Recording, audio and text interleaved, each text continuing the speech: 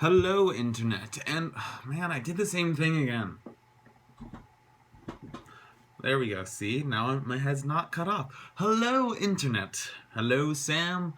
Welcome to After Campfire, that thing where me and Sam talk from across the country.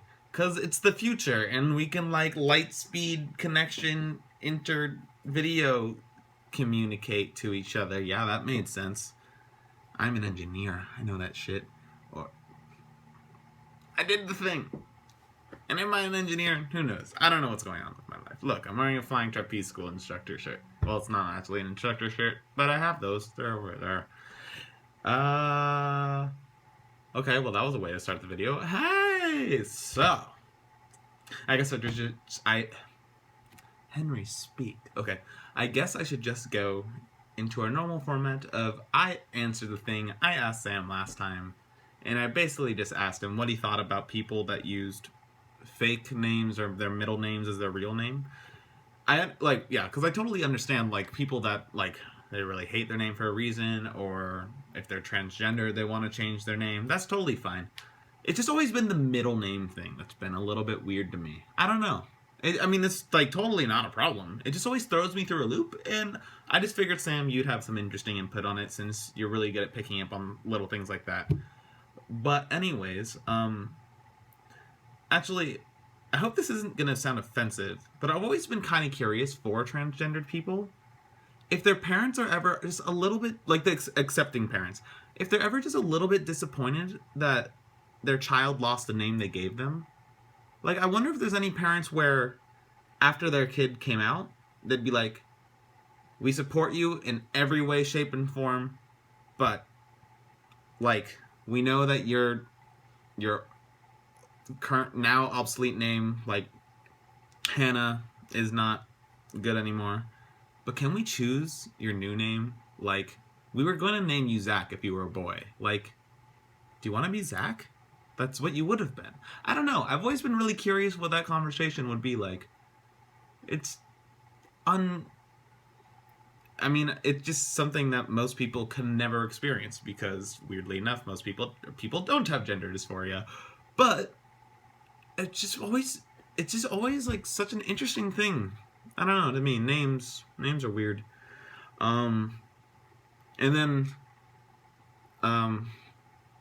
for going in our little order thing, I don't remember if I usually do your question or if I usually do Henry's Diary of How to Adult. But I'll do the Henry's Diary of How to Adult first. So in Henry's Diary of How to Adult, look, I just said it 3 times. Life is weird right now. I'm really tired. I've been working at the Trapeze a lot recently, which has been fun. We're a little bit short-staffed due to a few things right now. A lot of people are on trips and stuff. So I've been working more and more. But the problem with that is I usually have a significant amount of time to work on job applications and stuff during the week, and now I don't. And also I'm more tired from being more physically active at the Trapeze, and it's a really weird situation to be in, and I don't really know what to do about it. It's nice, and it is a job. I do have a job, but it's not the kind of job I'm trying to keep long term. I don't know. It's really awkward, because also right now, if I left, oh boy, they would be in trouble.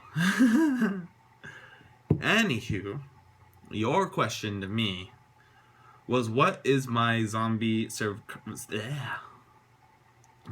apocalypse plan? Apparently, since I can't speak, I'm screwed. But I have 2 possible answers. First off, I just wanted to say, Calvin, I saw your Walmart thing. Your comment inspires my plan, my realistic plan. But first, I want to say my ideal plan. My ideal plan is to get a bunch of not infected people on a cruise ship, load it up, and go right into the middle of the ocean and just spend basically the rest of our lives there. So it's literally a floating city, in that we could isolate from zombies. Because even if zombies swim, they can't climb up the side of a cruise ship. There's nothing they can do. But that's not really realistic. It's kind of hard to steal a cruise ship. Though, maybe in a zombie apocalypse situation it wouldn't be, but I don't know. I'm just going to assume that's out of the question. What I would actually do... Well, okay. First off, I, unlike Sam, am not a hypochondriac. I have no fear of the zombie apocalypse because it's illogical. Zombies make no sense. I'm much more afraid of something like a super flu or a solar flare wiping out electricity in like all of America or something. Or like all the electrical network, the internet's dead, no power, no water. Just instantly we are in the dark ages again.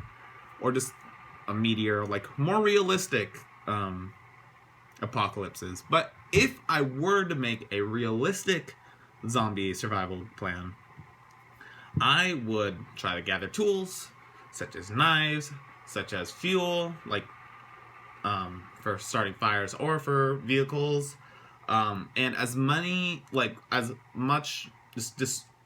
food that doesn't expire. I'd fill up my car. In fact, if I could steal like a van, I would steal a van, fill it up, and I would drive to somewhere like camp. Because here's the thing. Zombies only are successful in populated areas like cities. They wouldn't do well in like at camp. They can't survive there. There's not enough things for them to eat. They would die. Again, it depends. There's so many different stories about how zombies work. But they wouldn't be able to survive in the wilderness, or not wilderness, just like in a forest. There's just not enough food for them. There's not enough humans. Even if they could just survive because they don't die, they wouldn't want to be there. They'd rather go to a city where all the people are. So I'd go to somewhere like camp, somewhere where I can forage, maybe even set up a farm and fish, and just be away from the majority of zombies. Because also, if I was somewhere like in camp, if I was, let's just say, if you know Lohican, I'm assuming almost everyone who's ever watched this is from Lohican, or has gone to Lohican. I would try to be somewhere like in Cabin 14, which, for those people who don't know, is basically the most middle cabin of the camp, at the top of the hill. You can see all, like, the whole giant hill. No zombies are going to sneak up on you. If they do, you can climb on the roof. And I'm pretty sure it's hard enough so that you can't get, like, attacked by 100 zombies on that roof at one time. You go up there with a broom, you just poke them down. Poke them. You'll be fine. Don't worry about it. They're stupid zombies. They don't know how to do anything. Just poke them. Yeah, so I feel like that. That's my plan. And I know Sam has a much more concise plan. In fact, he was writing a book about it for a long time, and I guess he gave up on that before he got to the part where my character, like the equivalent of me, came in. For shame. Anyways, my question for you, Sam, is with my work situation right now, what do you do in a situation where you have to, like, sacrifice something I don't want to say just sacrifice something you enjoy to get something you need, but, like, you have to sacrifice something you want to do that will hurt other people. Like, it will actually become a problem for other people to do something necessary.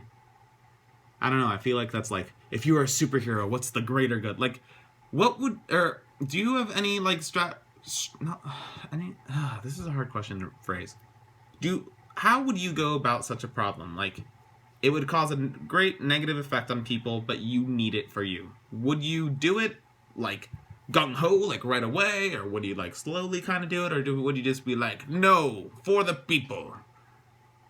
Even if it's very, very detrimental for you. I don't know. I would like to hear your opinion.